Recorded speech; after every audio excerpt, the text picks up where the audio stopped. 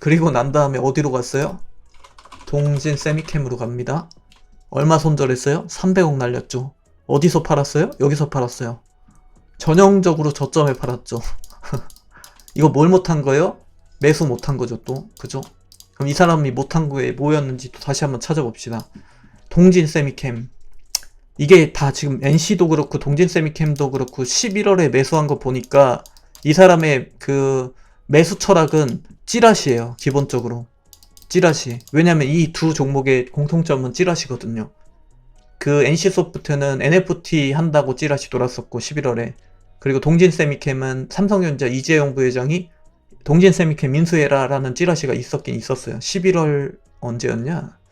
정확히 날짜는 기억이 안 나는데 저도 친구한테 들어가지고 저는 말 같지도 않은 소리 하고 있네 하고 넘겼었어요. 근데 찌라시로 진짜 움직이긴 했죠. 그죠? 근데 아무튼 그랬던 기업이고 동진 세미캠 특징을 알아야죠. 특징은 뭐냐면 보수적이에요. 엄청 그 소재주인데 반도체 소재주 가운데서 가장 정보가 개방되어 있지 않은 기업 가운데 하나. 기업 그 공개도 잘 안 하고 그리고 찌라시도 거의 없는 기업. 그리고 뭐 기업 IR도 잘 안 내줄 정도로 아무튼 되게 보수적인 기업. 그러니까 찌라시가 만들어지기가 힘든 구조의 기업이죠. 그리고 한번 봅시다. 매수를 11월에 들어갑니다. 그죠? 요 자리에서 평단이 그러니까 취득 평단이 36,000원이던데 그럼 여기 이 자리인가요? 그죠? 이 자리인 것 같아요.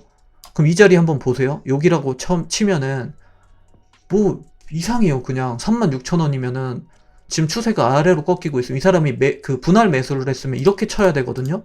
그랬으면 완전 대박인데 36,000원의 평단을 맞춰놨다라는 거는 한타점에 샀다라는 거 같거든요. 여기서 그냥 한타점 잡고 산 것 같아요. 그죠? 자리도 되게 차트로 봐도 이상하고 여러 가지로 봤을 때 이해가 안 되는 자리에서 한 번에 산 거죠. 그럼 취득 단가가 36,000원, 그리고 매도 단가 보니까 34,000원이에요. 그죠? 그러니까 떨어지고 있을 때 무서워서 여기서 날린 것 같아요. 그죠? 이 자리에서 날린 거, 여기서 매도 친 거고요. 7% 날렸고 300억 날렸더라고요. 300억을 날렸어요. 그죠? 매도한 다음 날부터 한번 급등했더라고요. 그러니까 재수도 좀 없는 거죠. 찌라시가 맞아 떨어지긴 했는데 이번에는 찌라시 타이밍 잘 잡았는데 이 사람의 그 쫄보 그 매매 감성 때문에 망한 케이스죠. 요거는 요 매매는요. 그랬는데 이거 뭐겠어요. NC소프트에서 배웠던 그 철학을 교훈을 바탕으로 해서 매수한 것 같아요. 그때 내가 기가 막히게 빠른 손절로 700억밖에 손절 안 받지. 더 갖고 있었으면 60만원 바닥 찍어가지고 그냥 개박살 날 뻔한 거 내가 NC에서 한번 배웠지 해가지고 난 빠른 손절로 대응한다 했다가 급등해가지고 망했죠. 그죠? 그런 케이스. 이번 케이스는 그거고 그렇게 보시면 되고 그리고 동진 세미캠 우리나라의 대표적인 소재주죠.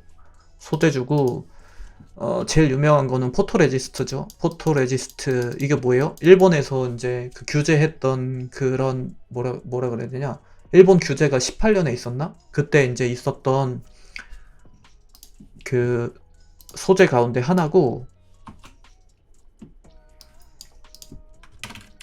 소재 가운데 하나예요. 그래서 일본의 도쿄 오카 공업이라는 데가 있거든요. 도쿄 오카 공업이 하고 있는 포토레지스트랑 경쟁 구도에 있죠. 그래서 도쿄 오카 같은 경우는 지금 PER이 대략 한 25, 30 왔다 갔다 하고 있을 거고 동진 세미캠이 20에서 한 25 사이 정도 될 거예요. 지금은 높아졌다 했으니까 한 25 수준 되려나? 그러니까 상대 비교했을 때는 매력적이긴 하죠. 주가 자체는. 근데 지금 상승 국면이어가지고 조금 감안해야 될 것 같고요. 작년 한 5월달쯤 그때 신 공장을 그 준공 완료했죠. 그래서 5월달에 준공 완료했으니까 보통 2개분기 잡으니까 지금부터는 이제 서서히 이제 거기 매출이 쏟아질 때가 됐죠. 가동률이 이미 97%, 60% 왔다 갔다 한다는 거 보니까 풀 캐파로 돌아가고 있는 것 같고 포토 레지스트죠 당연히. 그리고 그 과정에서 그 캐펙스 지출이 좀 많았을 것이고 여기겠죠. 여기서 많았겠죠. 그때 주가가 저점을 찍었었고 실적 약화로 인해서 저점을 찍었다가 지금 이제 막 최고점을 찍고 있죠. 그래서 우리나라 같은 경우는 일본이 소재 강국이란 말이에요. 반도체 소재 강국이라서 의존도가 굉장히 높았어요. 기존에는 18년도까지는 진짜 더 높았는데 이 이후에 이제 일본 규제 맞으면서 우리나라 반도체 삐끗하면서 정부에서 이제 우리나라도 소재 국산화 시켜, 장비 국산화 시켜, 우리도 이제 경쟁력을 갖춰야 해라고 하면서 이제 삼성전자를 정부에서 지원해줬고, 삼성전자에서 이제 기하급수적인 투자를 많이 했는데, 그 가운데서 이제 소재주로 낙점했던 기업 가운데 하나예요. 동진 세미캠은 삼성전자에서. 이렇게 낙점했던 기업들이 몇 개 있죠. 뭐 코미코, 그 다음에 한미반도체, 그리고 또 누구 있습니까? 원익 IPS, 이런 애들이 이제 삼성전자랑 다 엮여 있죠. FST 뭐 이런 애들인데, 그 가운데서 소재주로 같이 엮여 있던 기업이고, 여기에 성장성은 뭐냐?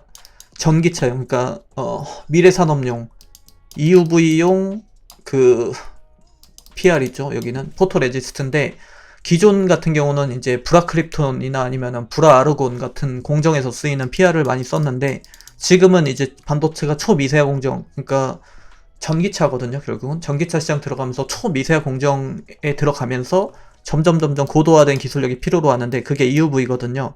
그래서 EUV용 그 포토레지스트를 따로 만들어야 돼요. 개발을 해야 되는데, 아직 우리나라에서는 그 상용화가 안 되어 있어요. 일단 테스트를 지금 막 하고 있는 과정인데, 여기서 동진 세미캠에서 이제 삼성전자 퀄리티 테스트를 완료했다라는 소식이 들렸어요. 요 정도거든요. 근데 이제 거기서 이제 포토레지스트 그 퀄리티 테스트를 통과했다 그래서 이주영 부회장이, 야, 동진 세미캠을 우리가 그냥 인수하자라고 했다라고 하더라고요. 그 찌라시였는데, 말이 안 되는 소리죠, 그거는요. 왜 말이 안 되느냐? 테스트를 통과했다라는 거예요. 이 기업이 그 지금 진행하고 있는 어떤 연구 결과가 좋았다라는 거지, 그걸 가지고 삼성전자에 납품을 시작하겠어도 아니고 삼성전자가 인수하겠어라는 말은 너무 앞서간 거죠. 그죠? 그래서 저는 말이 안 된다고 봤던 거예요. 그 여전히 포토레지스트는, 특히 EUV 쪽은 일본에 대한 그 의존도가 굉장히 높아요. 그 친구들이 기술력도 워낙 좋고 우리나라보다 훨씬 더 많은 그 연구 개발을 해왔던 나라고, 투자도 훨씬 많이 했었고 기술력에서도 많이 앞서요. 그래서 지금은 좀, 아직까지는 삼성전자가 퀄리티 테스트 통과했다 그래서 우리 이제부터는 동진 세미캠 거 다 쓸 거야, 이건 안 된다라는 거죠. 기간이 필요해요. 그래서 이런 비슷한 성격의 기업들이 많아요. 기존에 반도체 그 미세화 공정용, 그러니까 EUV용 극자외선이라고도 하죠. 극자외선용 펠리클 누구랑 합니까? 삼성전자에서. 여러분들 공부했던 기업 가운데서 펠리클 하면은 누구예요? 삼성전자랑 하고 있는 거. 미세화 공정용 누구랑 합니까? 지금 삼성전자가 어디에 투자하고 있어요, 지금? 그렇죠. 누구죠? 왑슨님의 FST. 기가 막히네요. 그렇죠. 한 개만 더 해볼까? 한 개 더 있잖아요. 블랭크 마스크 어디서 합니까? 블랭크 마스크에 삼성전자가 어느 기업에 투자했죠?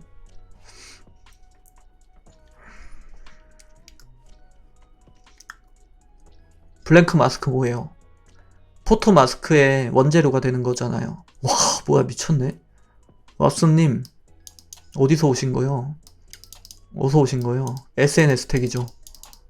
네, SNS 택이에요. 그래서 삼성전자에서 FST에 한 450억인가?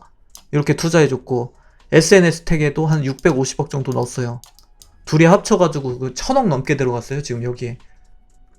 다 EUV용으로 들어갔거든요. 노광공정의 핵심 부품들이죠. 그래서 재료들이죠. 여기는 블랭크 마스크, 그리고 여기는 펠리클이에요. 그래서 앞으로 이제 이쪽 산업에 대해서 삼성전자가 집중적으로 지금 투자를 진행하고 있단 말이에요. 그 가운데서도 동진 세미캠은 이제 EUV용 PR에 투자를 한 거예요. 같은 맥락이라고 보시면 돼요. 그죠? 심지어 그 FST 같은 경우는 삼성전자하고 공동 출연한 특허까지 가지고 있어요. 여기도 인수한해 만에 얘기 많았죠. 그러다가 어떻게 됐어요? 투과율이 한 80%밖에 안 나왔죠. 그러다가 요번에 근래 들어서 90% 이제 투과율 나왔다고 했음에도 불구하고, 그러니까 사실상 개발이 완성 단계에 있음에도 불구하고 납품에 대해서 아직 확신을 못 하고 있죠. 그만큼 이쪽 시장이 만만치 않다라는 거예요. 얘네가 못한다라기보다는 일본의 경쟁력이 그만큼 좀 높다라는 거예요. 그 진입 장벽 자체가 아직은요. 중요하잖아요. 그죠? 반도체 그 웨이퍼의 핵심 공정 가운데 하나인 노광 공정에서 쓰이는 것들인데, 그걸 어떻게 맘대로 하루아침에 이렇게 합니까? 그죠? 아무리 그렇다고 해도. 그래서 삼성전자의 동진 세미캠 인수설은 너무 말도 안 되는 소리였던 거죠. 어쨌든 그 썰을 듣고 이 사람이 투자하긴 했어요. 근데 그 타이밍은 기가 막히긴 했는데 이건 철저하게 매매를 또 잘못한 거죠. 분할 매매를 못한 거죠. 그죠? 그래서 이 사람은 전반적으로 여러 가지를 못했구나라고 보여지고요. 찌라시가 한 방에 가는 거는 그만큼 맥락이 떨어진다라는 거죠. 만약에 삼전이 앞으로 뭐 본격적으로 이쪽 동진세미캠이라든지 뭐 FST라든지 SNS텍이라든지 이 친구들하고 본격 납품을 이제 하겠다라는 소식은요, 상한가 재료가 맞긴 맞아요. 근데 이제 그게 확신을 할 수는 없는 거죠. 화학 공정 재료 쪽 말고도 그 동진세미캠 같은 경우는 앞으로 이제 2차 전지라든지 아니면 연료 전지 쪽으로 그쪽 분야에도 지금 계속 개발하고 있거든요. 그러다 보면 나중에 여기서 나온다 그러면 뭐가 나오겠어요? 뭐 CNT 도전제 같은 거 나노수인 소재 하고 있는 거죠. 그런 거라든지 아니면은 이렇게 대주전자재료 같은 뭐 실리콘 응급제 같은 거 나올 수 있겠죠. 그쪽으로 이제 개발해서 매출 보여준다 그러면은 기존에 하고 있는 PR 제외하고도 성장성이잖아 이거는. 그러니까 주가 탄력을 더 받을 수 있는 재료는 되죠. 그래서 그런 걸 보고 장기 투자했다 그러면은 괜찮은 기업이긴 하죠. 근데 이제 다만 얘 같은 경우는 자본금이 200억이 넘을 거예요. 그래서 257억이죠. 그래서 좀 무거워요. 상대적으로 굉장히 무겁고 유통 물량의 한 30% 넘게 대주주 한 4명이 가지고 쥐고 있어요. 그래서 그런 점에서 유통 물량 수도 굉장히 적어서 아무튼 그런 특징이 있고 주요 매출은 삼전에서 많이 하고 있죠. 삼전이 뭐 한 35% 나올 거고 3전 35% 그리고 또 어디 하더라? BOE로 뭐 한 20%가 안 될 건데 20% 내외로 하고 있고 그리고 LG 디플로에 들어가죠. LG 디플로도 뭐 한 10% 내외로 왔다 갔다 하고 있고 그 다음에 하이닉스, SK 하이닉스로도 한 10% 내외 왔다 갔다 요 정도 비율 가지고 있을 거예요. 그래 이런 기업이고요. 뭐 소재주 가운데서는 볼만하긴 한데 잘 모르겠습니다. 저는 그렇게 막 엄청 매력 있다라고 보지는 않아서 개인적으로는요. 최근에 그냥 이슈로 제일 탄력이 좋긴 하지만 무거워서 쉽게 이렇게 막 그렇게 가볍게 움직일 만한 그런 기업은 아니다라고 보고 있어요. 그렇습니다. 그래서 전반적으로 보면은 이분이 뭘 잘못했는지 아시겠죠?